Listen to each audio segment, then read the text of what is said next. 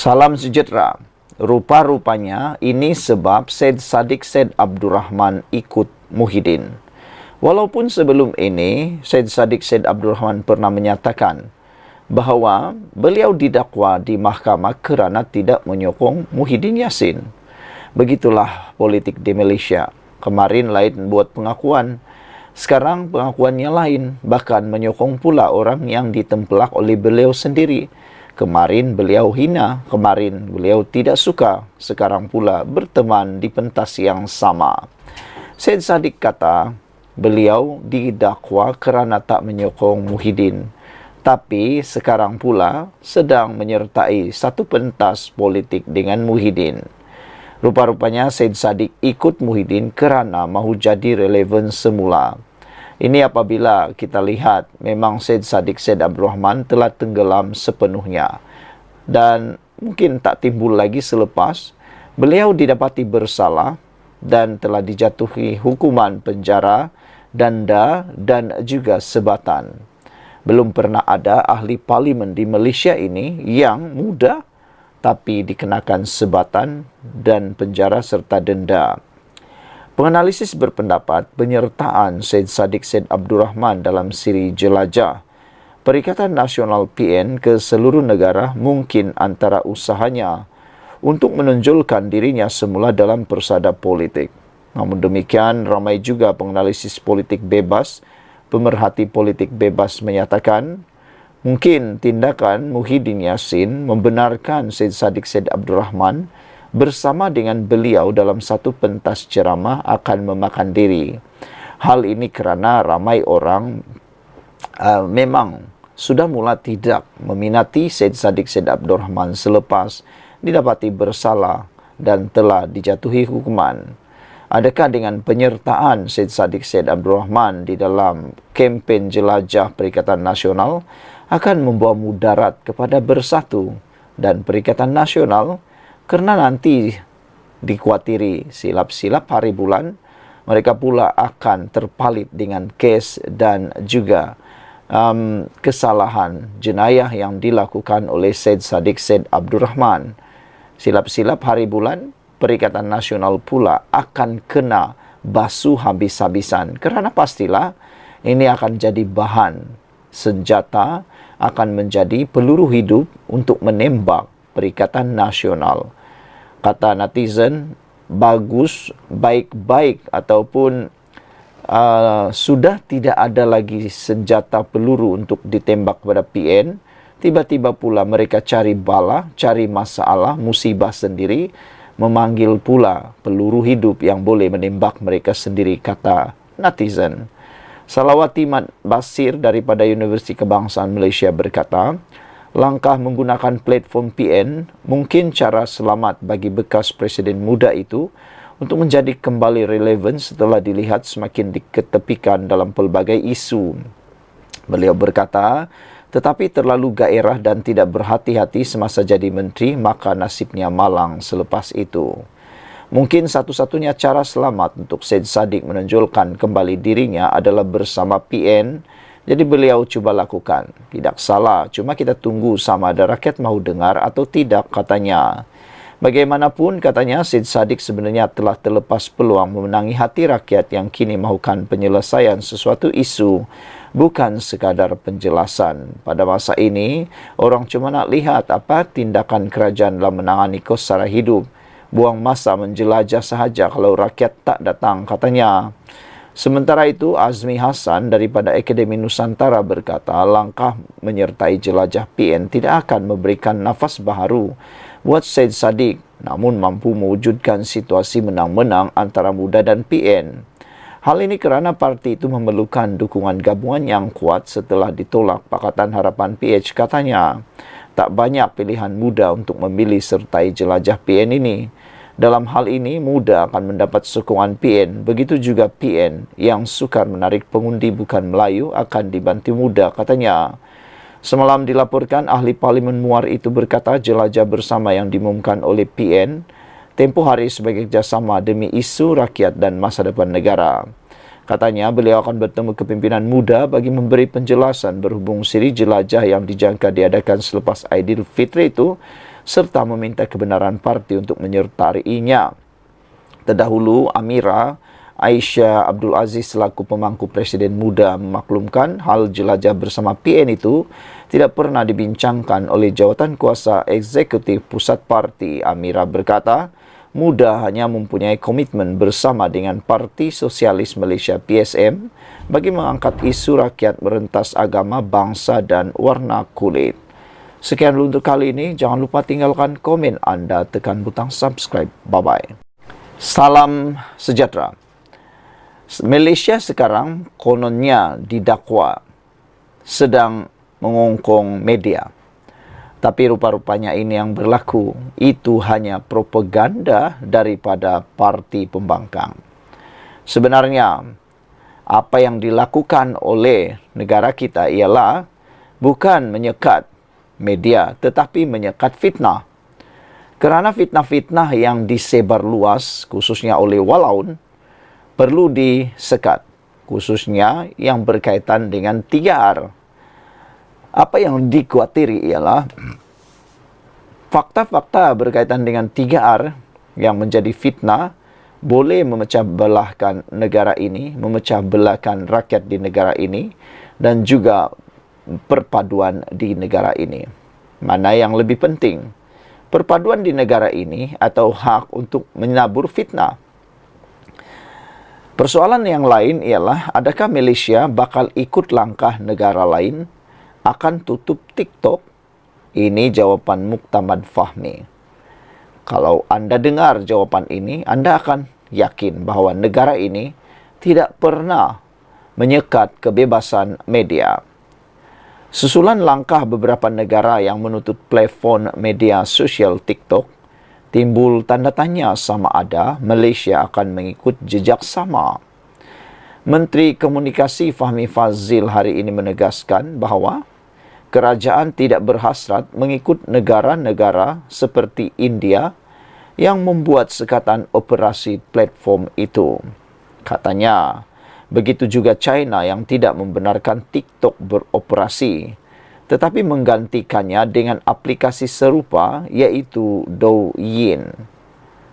Menurutnya, beberapa langkah sedang dipertimbangkan bagi meningkatkan tahap keselamatan penggunaan platform berkenaan, termasuk melibatkan kanak-kanak, penyebaran bahan pornografi dan jualan produk tidak patut. Pada waktu ini, kerajaan tidak berhasrat menutup mana-mana platform media sosial.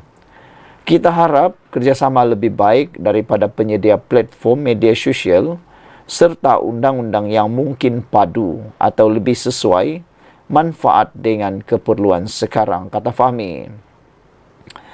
Ini akan dapat membantu negara, ekonomi dan rakyat kita meraih manfaat daripada penggunaan platform-platform ini, katanya.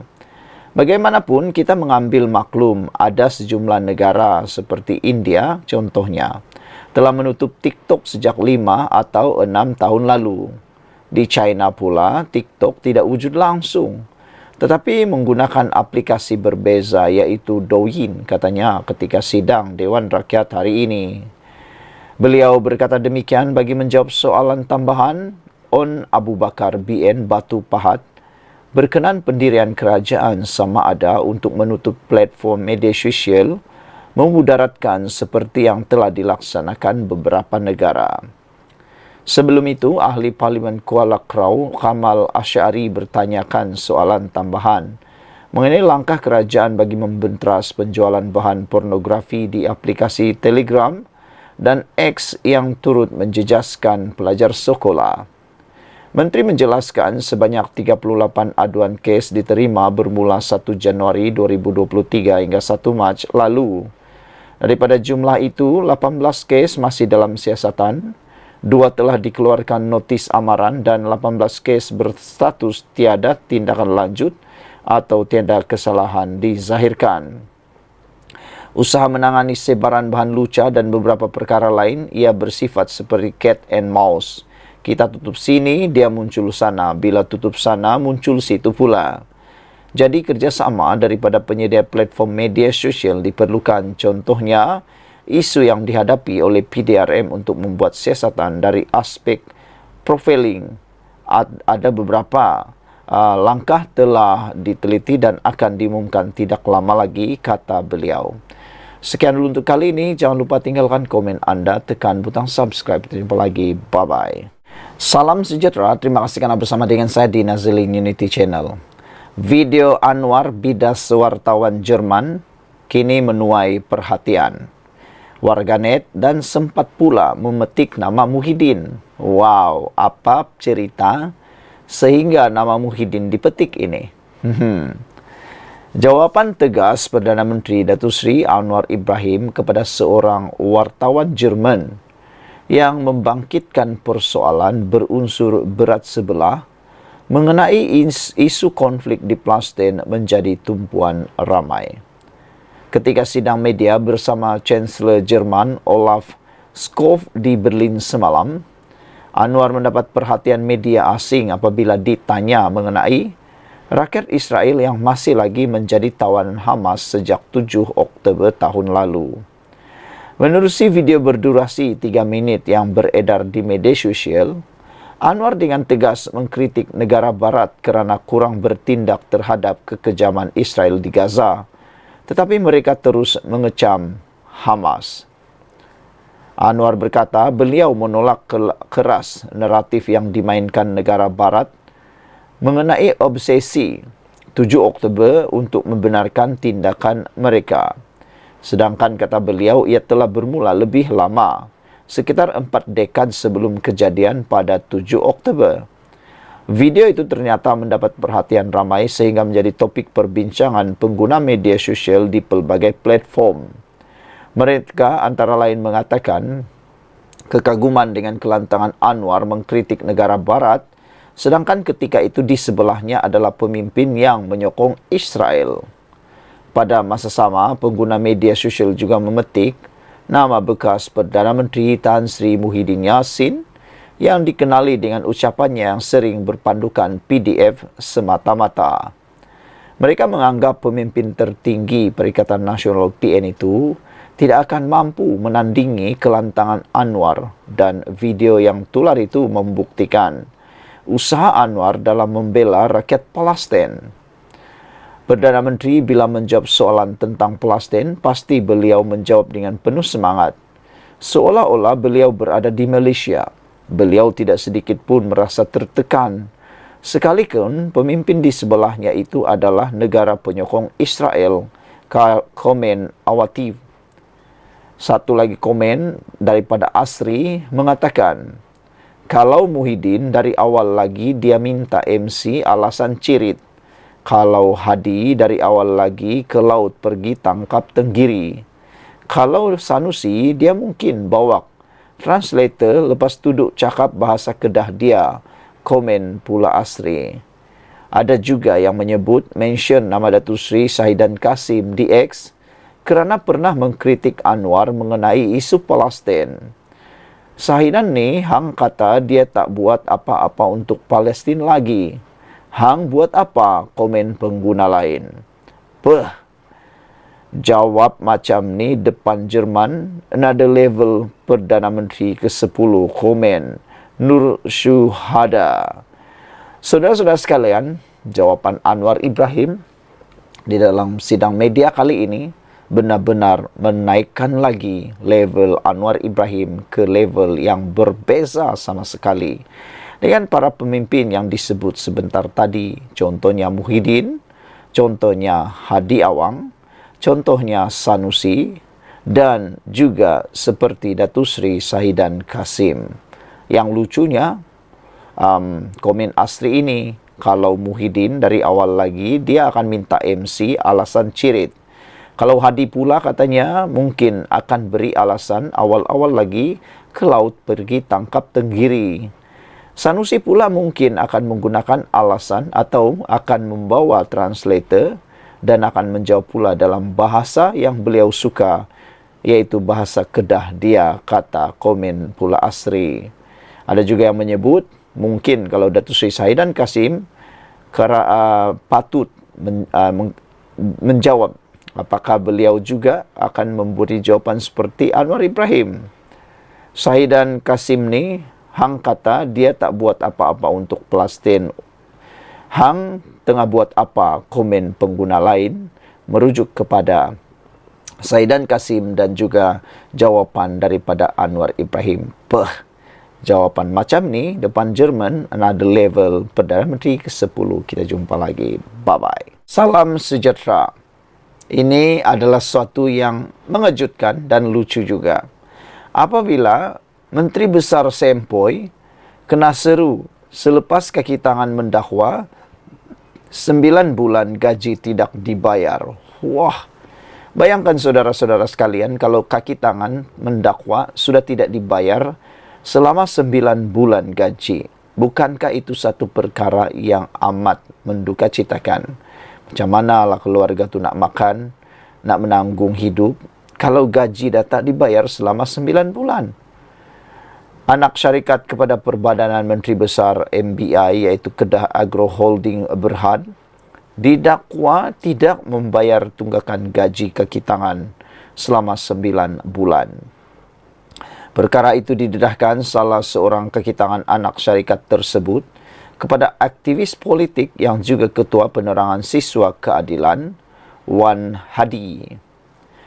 Menteri Besar Kedah, Datuk Seri Muhammad Sanusi Maknur tidak dapat mengelak dari dikaitkan kerana syarikat GLC tersebut dikatakan berada di bawah kendalian Sanusi. Berdasarkan mesej tular dipercayai dari kaki tangan syarikat tersebut, individu itu mendakwa surat telah pun dihantar kepada Sanusi mengenai tunggakan gaji mereka, namun tiada keputusan yang diperoleh. Kami di anak syarikat GLC di bawah MBI tidak dapat gaji selama 9 bulan. MBI ini Menteri Besar Incorporated di bawah Menteri Besar Kedah, kata mereka. Kami dah hantar surat ke Menteri Besar untuk pengetahuan dia yang kami tidak peroleh gaji dan meminta CEO di tempat kami letak jawatan. Namun, balasan yang diberi itu tiada kata putus. Kami cuma nak hak kami sebagai pekerja sahaja, katanya dalam satu mesej yang dikongsi oleh Wan Hadi di platform X. Dakwa individu itu lagi, petisyen juga telah dihantar ke kediaman rasmi Sanusi di Dewan Seri Mantolun, Kedah. Namun tiada kata putus yang diberikan. Sementara itu menerusi 2 helai surat yang didedahkan dipercayai, surat balas dari Setiausaha Kerajaan Negeri Kedah Darul Aman, pejabat itu antara lain memaklumkan bahawa Kedah Agro Holdings baru sahaja menerima tawaran menjalankan perniagaan yang baharu. Dengan pendapatan itu kelak, ia akan digunakan untuk membayar gaji-gaji yang tertunggak. Dengan erti kata lain, syarikat tersebut tidak mempunyai dana ketika ini untuk melangsaikan tunggakan gaji pekerja. Sementara itu, dalam pendedahan lain, Kedah Agro Holdings didakwa tidak melakukan caruman kumpulan wang simpanan pekerja KWSP sehingga 2 ke 3 tahun. Wow. Dengan ini, kalau benar Kedah Agro Holdings tidak melakukan caruman kumpulan wang simpanan pekerja KWSP sehingga 2 ke 3 tahun, habislah. Ini akan boleh menyebabkan Kedah Agro Holdings mungkin akan diharamkan, ditutup atau akan didakwa. Kerana ini sudah menyalahi undang-undang dalam bidang pencaruman wang simpanan pekerja untuk semua pekerja. Itulah antara komen daripada netizen. Mereka kata, Sanusi janganlah terlalu sibuk mengganggu pentadbiran Anwar Ibrahim. Jadilah pula Menteri Besar Kedah, kata mereka. Sibuklah menjaga Kedah sahaja. Contohnya menyelesaikan isu kaki tangan tidak dibayar 9 bulan gaji ini. Kita jumpa lagi untuk ulasan seterusnya. Salam sejahtera, terima kasih kerana menonton channel Nazilin Unity. Selamat berpuasa kepada rakan-rakan beragama Islam. Ini pendedahan daripada Menteri Keselamatan Dalam Negeri. yaitu Saifuddin Nasution Ismail. Beliau mengatakan akan ada lagi pemimpin berprofil tinggi Perikatan Nasional sertai PKR. Wow, ini bukan calang-calang ceritanya. Bayangkan pemimpin berprofil tinggi Perikatan Nasional bakal menyertai PKR. Dan yang menyatakan pula ialah Saifuddin, yang juga pemimpin besar dalam parti PKR. Setiausaha Agung PKR ini mengatakan bahawa beliau menjangkakan lebih ramai individu berstatus profil tinggi daripada Perikatan Nasional PN akan meninggalkan parti masing-masing dan menyertai PKR. Katanya, pihaknya ada menerima permohonan daripada pemimpin-pemimpin pembangkang yang mempunyai nama besar di dalam area politik negara dan berminat untuk menyertai PKR. Bagaimanapun, Saifuddin dalam temu bual dengan Akhbar Utusan Malaysia menegaskan bahawa PKR tidak menggunakan apa-apa elemen seperti memujuk, mengumpan atau mengugut. Sebaliknya, katanya adalah lebih bernilai keanggotaan parti jika ia pilihan sendiri. Saya boleh mengesahkan masih ada lagi orang-orang yang telah mendatangi dan menghubungi kami sama ada di peringkat saya atau presiden iaitu Anwar Ibrahim yang menzahirkan hasrat sama. Kalau ada berita di sana, di sini tentang kemasukan anggota biasa bersatu dan sebagainya, itu saya anggap perkara biasa. Sebab memang kami menerima pada sepanjang masa. Setiap bulan apabila saya bermesyuarat Majlis Pimpinan Pusat MPP, satu agenda khas Setiausaha Agung membentangkan permohonan menjadi anggota parti mengikut negeri dan cabang di seluruh negara, katanya lagi. Mengulas lanjut, Saifuddin Nasution Ismail berkata, PKR membuat beberapa ketetapan. Sekiranya yang memohon dan meminta untuk diterima terdiri daripada mereka yang berpengaruh. Jadi itu mesti diberi justifikasi dan penerangan. Memang ada individu high profile yang mohon, katanya. Semalam bekas anggota Majlis Pimpinan Tertinggi MPT Bersatu, Dr. Muhammad Faiz Naman berkata, lebih ramai pemimpin dan ahli perintis parti itu di semua peringkat akan menyertai PKR. Selain Faiz, penyertaan terbaru Bersatu ke PKR termasuk bekas Adun Dengkil, Adhib Shan Abdullah. Sebelum kita berpisah, apa pula pendapat anda tentang ahli-ahli daripada Perikatan Nasional, khususnya orang-orang yang berprofil tinggi, pemimpin-pemimpin berprofil tinggi daripada Perikatan Nasional yang kini berpusu-pusu menyertai PKR. Adakah ini satu isyarat bahawa parti Bersatu sudah memang betul-betul rosak, sudah tidak lagi berjalan mengikut objektif penubuhannya, yaitu mahu menggantikan UMNO? Adakah Bersatu sekarang tidak lagi mempunyai halah tuju perjuangannya dan sibuk pula nak membuat perkara-perkara yang tak sewajarnya? Kita jumpa lagi untuk isu yang seterusnya. Salam sejahtera, terima kasih kerana bersama dengan saya di Nazilin Unity Channel. Ini pendedahan dan pengakuan paling tak disangka-sangka datang daripada Parti Bersatu, bekas pemimpin besar di Bersatu, orang kuat Muhyiddin Yassin. Ini adalah berita yang mungkin paling malang untuk Parti Bersatu. Apabila Dr. Faiz mengatakan ramai lagi pengasas Bersatu akan sertai PKR. Dikhawatiri sekarang ialah tinggal orang-orang baharu sahaja yang akan menjadi saki-baki kekal di Parti Bersatu. Apabila pendedahan ini mengatakan ramai lagi pengasas Bersatu akan sertai PKR. Apabila menyebut pengasas Bersatu, ini bermaksud mereka ialah orang-orang yang penting pada permulaan penubuhan Parti Bersatu. Dan pasti ada orang baru yang sedang berkuasa. Pendedahan baru-baru ini mengatakan ada kartel di dalam Parti Bersatu mungkin ada kaitan dengan perkara ini. Adakah dengan lebih ramai pengasas Bersatu akan menyertai PKR akan menyebabkan Parti Bersatu sudah tidak relevan lagi atau tidak mampu menggantikan UMNO? Bekas ahli Majlis Pimpinan Tertinggi MPT Parti Pribumi Bersatu Malaysia Dr. Muhammad Faiz Naaman menjangkakan lebih ramai pemimpin dan pengasas parti itu di semua peringkat akan menyertai PKR. Muhammad Faiz yang mengesahkan penyertaan dalam PKR semalam membayangkan perkara itu akan berlaku dengan lebih ketara menjelang pemilihan Parti Bersatu yang dijangka berlangsung tahun ini. Saya boleh katakan pengisytiharan sokongan kepada kepimpinan Menteri Besar Selangor oleh Ahli Dewan Undangan Negeri Adun Selat Kelang, Datuk Abdul Rashid Asyari, Rabu lepas adalah bibit awal penghijrahan sokongan. Dengan pemilihan, kepimpinan baharu Bersatu bakal diadakan kelak.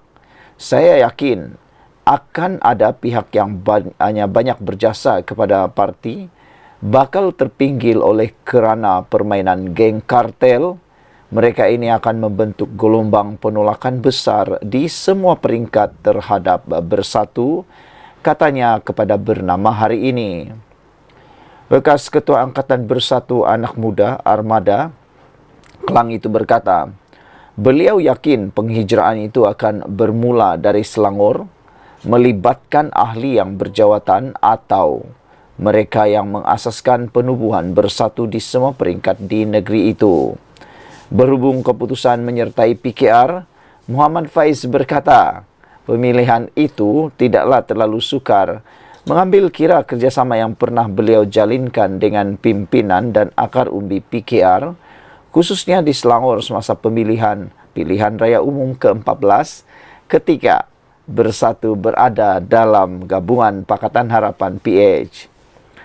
Beliau berkata, objektif penubuhan Bersatu juga tidak jauh berbeza dengan PKR.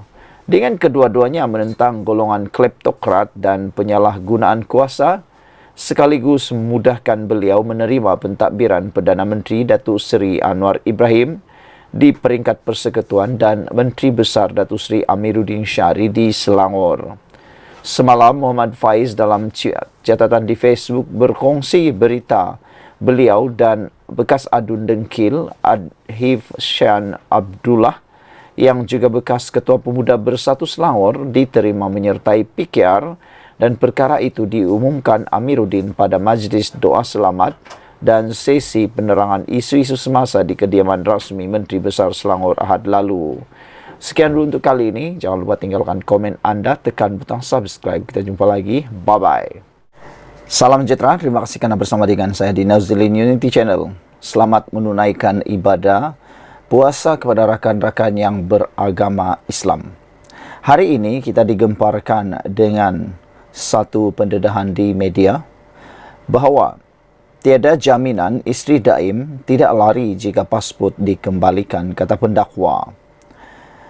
Pihak pendakwaan memberitahu Mahkamah Tinggi di sini pada Rabu bahawa tiada jaminan isteri bekas Menteri Kewangan Tun Daim Zainuddin iaitu Toh Puan Naimah Abdul Khalid akan kekal berada di negara ini jika pasport antarabangsanya dikembalikan secara tetap.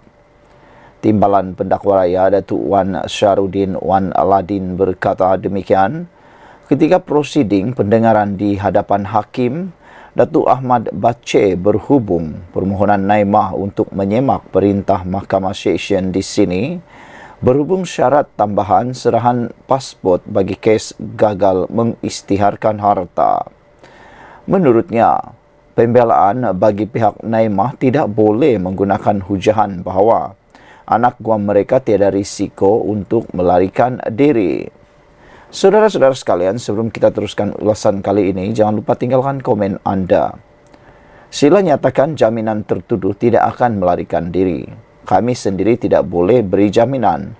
Namun saya juga tak berani nak kata wujud risiko untuknya melarikan diri.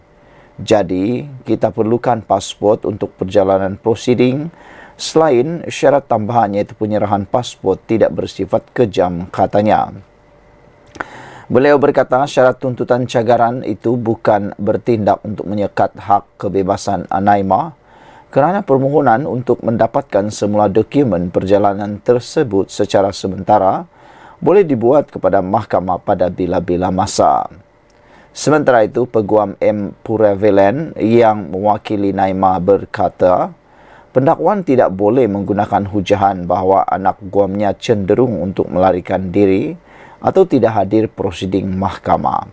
Mereka tidak mengemukakan alasan yang spesifik atau kukuh ketika memohon pasport beliau ditahan. Oleh itu, perintah Mahkamah Session berhubung penahanan pasport adalah salah di sisi undang-undang dan menyebabkan pelanggaran prinsip keadilan yang serius, maka ia wajar disemak, katanya. Pada 16 Februari lalu, Naimah memfailkan permohonan dengan mendakwa alasan yang kukuh harus diberikan oleh barisan timbalan pendakwa raya untuk menahan pasportnya selain mendakwa tindakan tidak wajar kerana rutin bagi pihak pendakwaan. Pada 23 Januari, wanita itu didakwa di Mahkamah Session atas satu pertuduhan gagal mematuhi notis Suruhanjaya Pencegahan Rasuah Malaysia SPRM dengan tidak mengisytiharkan 12 aset harta antaranya di Ibu Negara dan Pulau Pinang Disember tahun lalu. Mengikut pertuduhan, Naimah didakwa sengaja memberikan satu pernyataan bertulis secara bersumpah yang tidak mematuhi terma notis bawah Seksyen 36 dalam kurungan 1 kurungan B Akta SPRM 2009 bertarikh 8 November 2023. Notis itu dihantar kepada tertuduh oleh seorang pesuruhjaya SPRM pada 14 November tahun lalu, iaitu dengan tidak mengisytiharkan harta-harta di Ibu Pejabat SPRM Putrajaya pada 13 Disember 2023. Harta itu membabitkan dua syarikat iaitu Ilham Tower Sdn Bhd dan Ilham Baru Sdn Bhd serta dua Mercedes-Benz selain 8 hartanah membabitkan Menara Ilham dan sebuah kediaman di Bukit Tunku di sini serta 6 lagi bangunan dan lot tanah di Taman Tunku dan Bukit Tunku di sini, Jalan Cantonment Road, Penang serta Jalan Antinaphapan, Taman Tun Dr. Ismail di sini. Pertuduhan dibuat mengikut Seksyen 36 dalam kurungan 2 Akta SPRM 2009 yang membuat hukuman penjara tidak melebihi 5 tahun dan didenda maksimum RM100,000 jika sabit kesalahan. Mahkamah Session membenarkan Naimah diikat jamin sebanyak RM250,000 dengan seorang penjamin, termasuk syarat tambahan pasport diserahkan kepada mahkamah sehingga kes selesai tanpa perlu melaporkan diri di Ibu Pejabat SPRM.